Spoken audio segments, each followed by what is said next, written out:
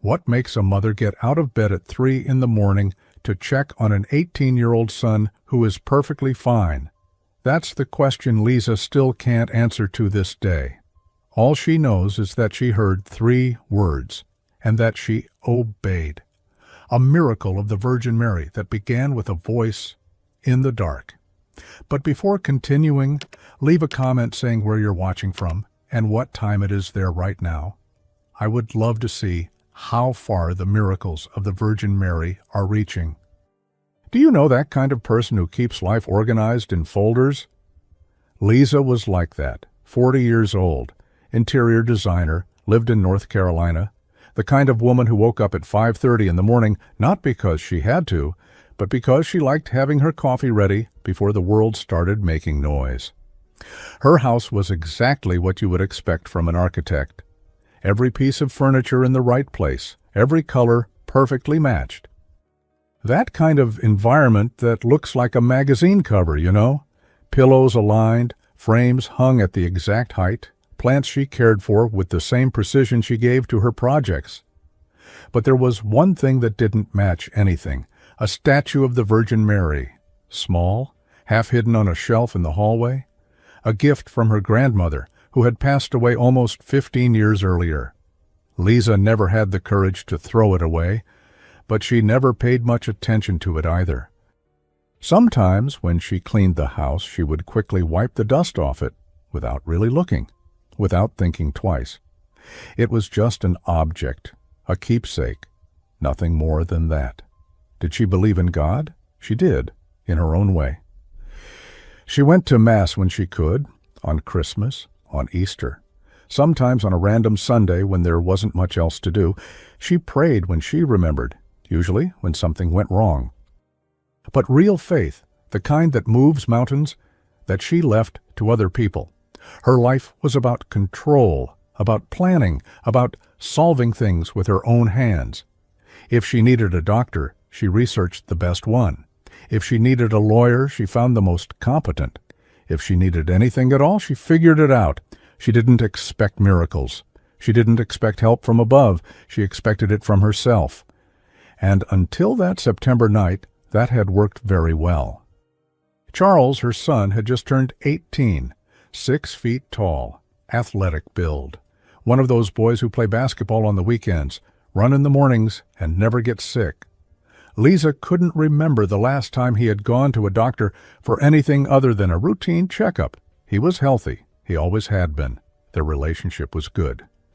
But it was that kind of relationship you have with an adult child, you know? He had his own life. She respected his space. Charles had just finished high school. He was getting ready to start college. He wanted to study engineering. He had taken after his mother's practical side. Sometimes they would spend entire days in the same house almost without really talking, not because of a fight, just because of routine. In the morning, he was still asleep when she left. At night, he was either in his room or going out with friends. The conversations were short. Lisa worked a lot. Charles was focused on his future. Each one in their own world, but that was normal, right? An 18-year-old son doesn't want to be glued to his mother. That's what she told herself. And it was fine that way. At least, that's what she thought. It was an ordinary Thursday, September. Summer was already gone, but the heat still insisted on staying. Lisa had spent the entire day on a complicated project, the kind that drains all your energy, 10 hours of work, review after review, tight deadline. The kind of day where you just want it to end as soon as possible. When she got home, she was exhausted. The kind of tiredness that weighs on your whole body, that makes you want to sit down and never get up again. Charles was in the kitchen when she walked in. "Hi, Mom. Hi, son. Did you eat?" "I'm not hungry. I'm going to sleep. I'm wiped out from practice." "Okay, get some rest." And that was it. Nothing special. A Thursday like any other. At 10 at night, the house was silent. Lisa checked the doors, checked the windows, turned off the lights one by one, the usual routine. In the bedroom, she didn't even look at her phone. She just wanted to sleep. She set the alarm for 5:30, lay down, closed her eyes. Have you ever had one of those nights where you're out before your head even hits the pillow? That's how it was, her body finally resting after an impossible day, until 3:17 in the morning. Lisa opened her eyes. It wasn't gradual, like when you wake up naturally.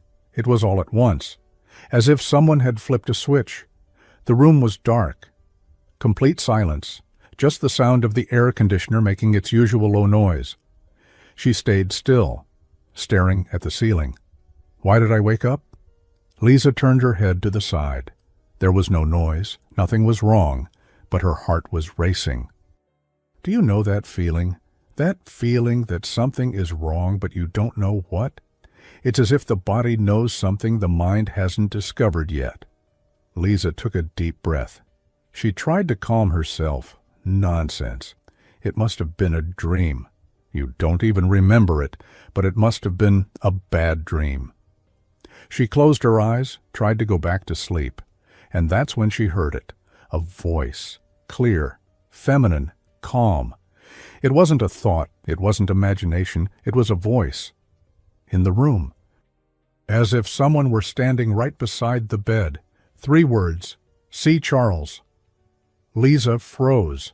Her entire body went rigid. Her eyes widened in the dark. The heart that was already racing suddenly pounded even harder. She opened her eyes, looked to one side, then the other. Nothing. Just darkness. The room was exactly the same. Lisa stayed still, breathing fast.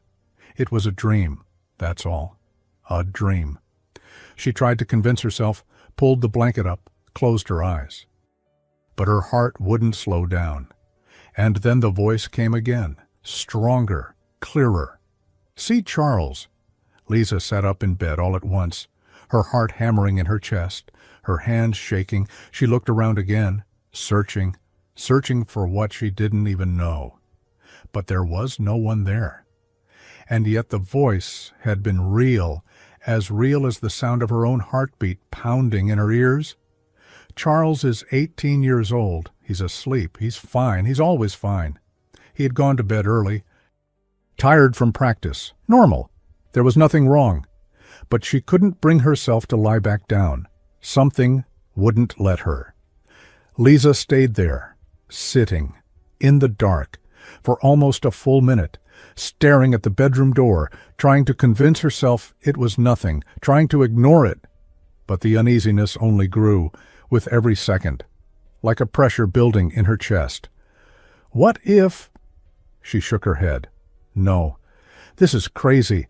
I'm going to feel like an idiot.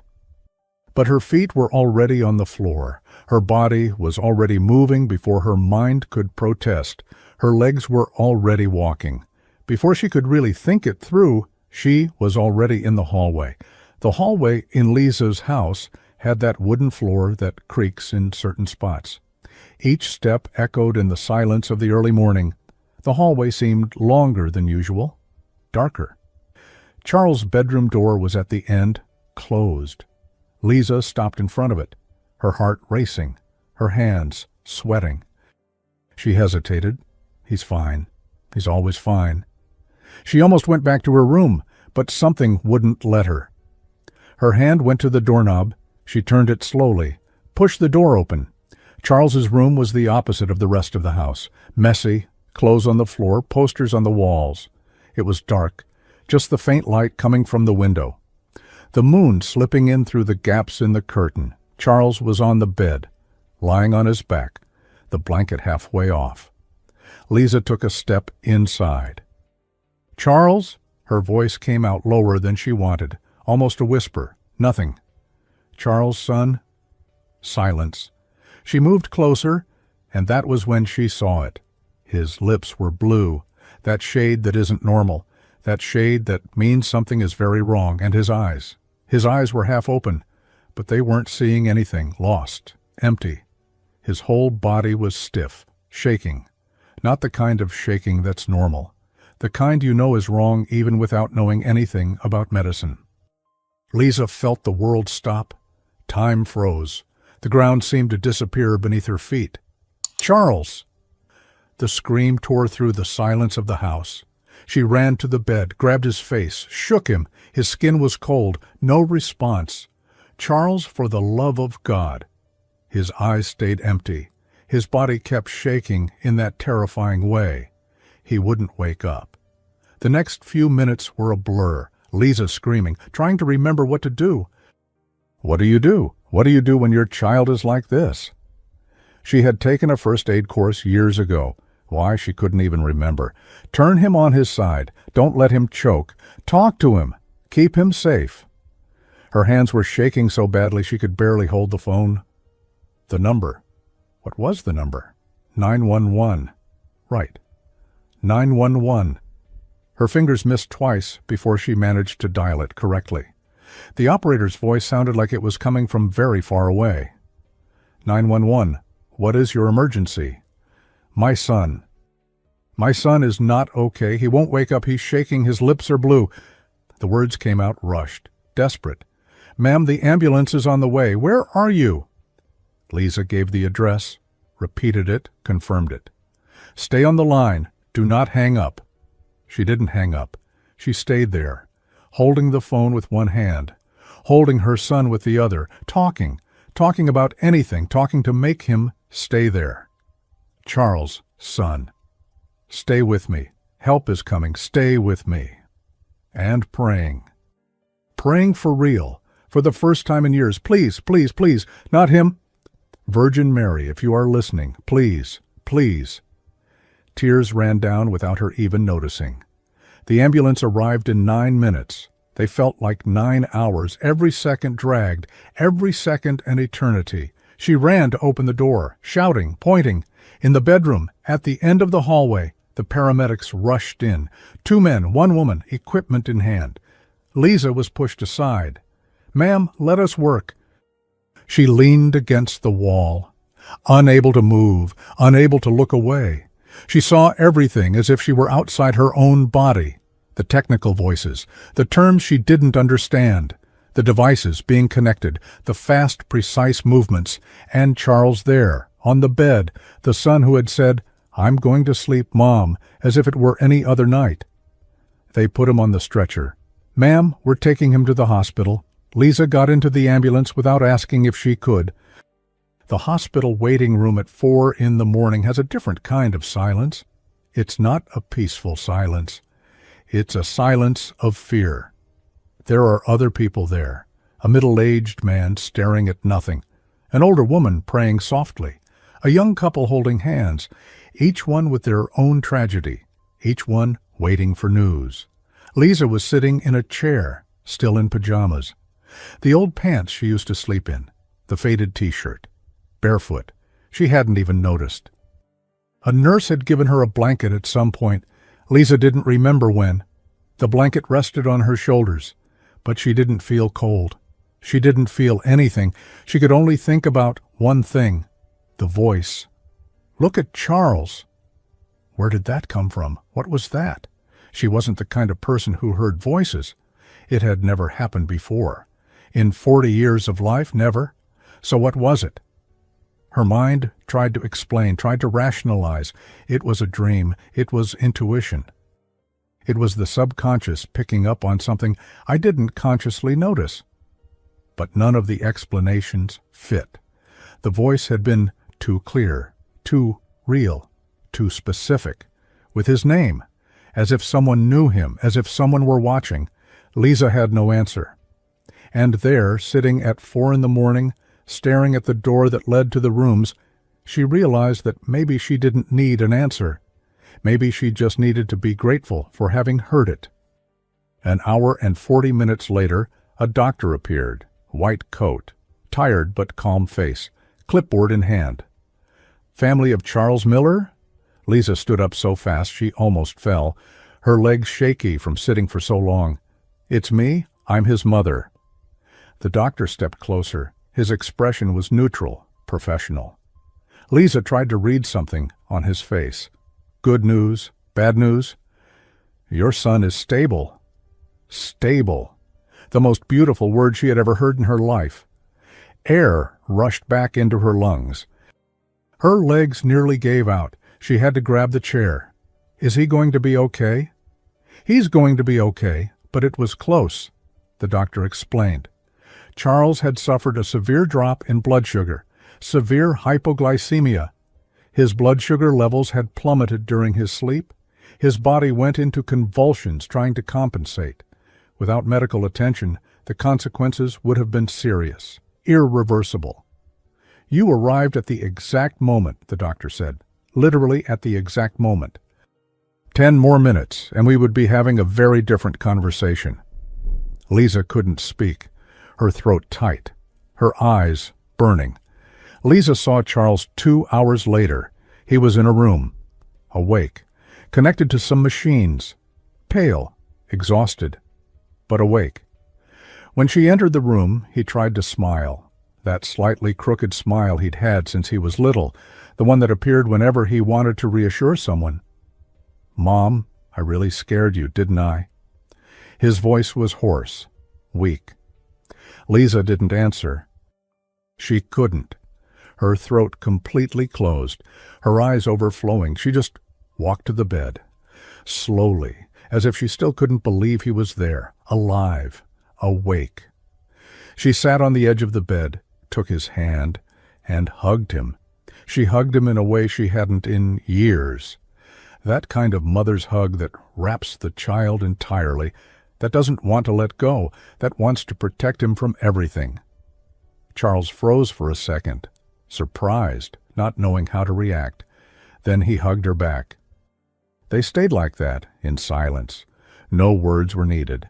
It was only when Charles fell asleep again that Lisa collapsed. She went to the hospital bathroom, that cold bathroom with fluorescent lights, the smell of disinfectant. She locked the door and cried. She cried in a way she hadn't since she was very young. She cried loudly, not caring if anyone would hear. She cried until her body ached, until her eyes swelled, until there were no tears left. It wasn't just relief.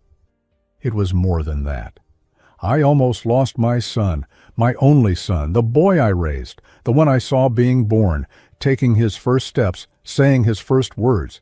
If I hadn't gotten up, if I had turned to the other side and gone back to sleep, if I had ignored the voice—" She couldn't finish the thought, and the voice she had heard, clear, feminine, calm. Check on Charles. Where had that come from? Lisa had spent 40 years believing in nothing she couldn't see or touch, not believing in miracles, not believing in divine intervention. But there, sitting on the floor of a hospital bathroom at 6 in the morning with her son alive in the room next door, she had no other explanation.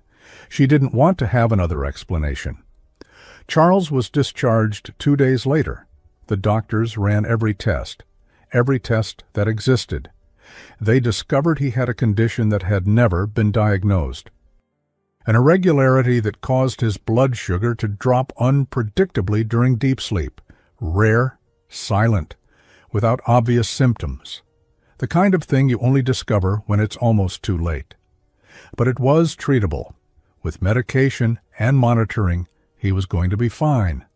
On the first night back home, Lisa couldn't sleep. The bed that had always been comfortable felt strange. The bedroom that had always been welcoming felt too big. She stayed awake, staring at the ceiling. It was just, she needed to be sure he was okay. At 3 in the morning, she got up, her feet on the cold floor, the dark hallway. She went to Charles's room. She opened the door slowly. He was sleeping, peacefully. Lisa stood in the doorway for a few minutes, just watching every breath, every movement, making sure. Then she went back to her room, and that was when she saw it. On the shelf she walked past every day without paying attention, the statue of the Virgin Mary. The same one her grandmother had given her 15 years earlier. Lisa stopped. She stood there looking, absent, small, simple, worn by time. The same image that had been there all that time, that she had never given importance to. She moved closer. She picked up the statue carefully, with both hands, as if it were something fragile. At that moment, in the middle of that hallway at 3:30 in the morning, it seemed like the most important thing in the house. the Virgin's eyes. The blue mantle, the hands in a position of prayer. The image looked different. Or maybe Lisa was the one looking differently. There was a small table near the window, the most visible place in the house. She placed the statue of the Virgin Mary there, right in the center, where everyone who came in would see it. In the months that followed, something changed in Lisa. It was something quieter, deeper, more real. She started praying again, not when she remembered. Every day. In the morning, before coffee. At night, before sleeping, before closing her eyes. Sometimes in the middle of the day, when she looked at Charles and remembered what had almost happened. They weren't long prayers. They weren't memorized prayers. They were just conversations, thanksgivings, requests for protection, simple words spoken to someone she now believed was listening. Sunday Mass stopped being when there was time and became a commitment, not out of obligation, out of desire. She wanted to be there. She wanted that moment of silence, of reflection, of connection. Charles noticed the change. One night, while they were having dinner together, he looked at his mother and said, "Mom, you're different." "Different how?" He thought for a second, searching for the words. "I don't know. More present." Lisa smiled. It was true. She had spent years living on autopilot, working, organizing, planning the next project, the next deadline, the next problem to solve. But she wasn't really present. She went through the days without seeing, went past her son without talking, went through life without living. Now it was different. Now every morning was a gift. Every conversation was important. Every moment with Charles was something to be valued. The relationship with Charles changed, too. It was no longer that polite distance from before, that, "How are you?" "Fine." And that was it. They talked. For real. About the college he was about to start. About the dreams he had. About fears and uncertainties and plans for the future.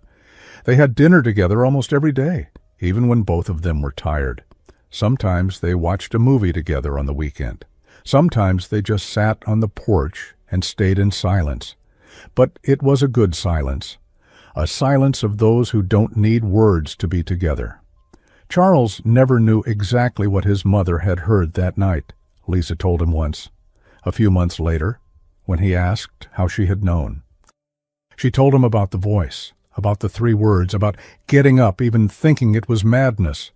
Charles listened in silence, without interrupting. When she finished, he just nodded. He didn't say whether he believed it or not. He didn't ask for details. He didn't try to explain it. He just hugged his mother. And that was enough. 6 months after that night, Lisa was in the kitchen preparing coffee. It was a Tuesday morning, normal, like any other, the sun coming through the window.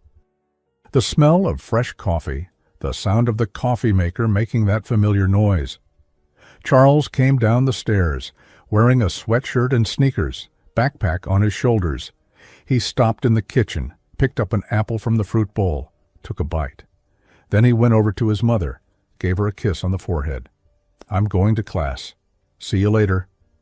"Okay, son. Take care. Always." He left. Lisa stood still, watching the door close, listening to his footsteps in the hallway. The sound of his car leaving the garage. A normal morning, but she knew it wasn't. Every normal morning was a gift now. Every "see you later" was a promise she no longer took for granted. She took a sip of the coffee. She looked toward the corner of the living room, the image of the Virgin Mary in the place of honor, her serene eyes looking back. The same image that had been forgotten for 15 years, that now was the first thing she saw in the morning and the last thing she saw at night. Lisa smiled. "Thank you, Virgin Mary," she whispered, "for waking me up, for making me hear. You know, sometimes we go through life thinking we have everything under control, that we don't need help, that we can handle it on our own. We organize our schedule, solve problems, plan the future. And we think that is enough. And then a voice in the middle of the night shows that it's not quite like that. Lisa cannot explain what she heard on that September dawn. and she realized that she doesn't need to know. What she knows is that she heard it, and that she obeyed, and that her son is alive because of it. Sometimes the miracle does not come with blinding light, with celestial music, with a grand apparition in the middle of the living room. Sometimes the miracle is quieter than that. Sometimes the miracle is just 3 words in the darkness of the bedroom, at 3 in the morning, when everyone should be asleep. Before finishing, I want to invite you to be part of our prayer community to the Virgin Mary, a space of faith and hope where people from all over the world come together to pray and share the graces they have received. If you feel in your heart the desire to be part of this chain of prayer, click below and become a member of the channel today and come pray with us. And look, if you made it this far, to the very end of Lisa and Charles's story, do one thing for me. Write in the comments, "See Charles," the 3 words that saved a life. I want to see how many hearts this story truly reached. And every time I read those words in the comments, I will know that one more person believes that miracles of the Virgin Mary still happen. If this story touched your heart, subscribe to the channel and activate the notification bell. Write in the comments about a miracle you have already witnessed or experienced. Because sometimes, just by telling it, we remember that we are not alone. And share this video with someone who needs to be reminded of that we are never alone, even in the middle of the night, even when we think no one is watching. May the Virgin Mary continue blessing and protecting you and your family. Amen.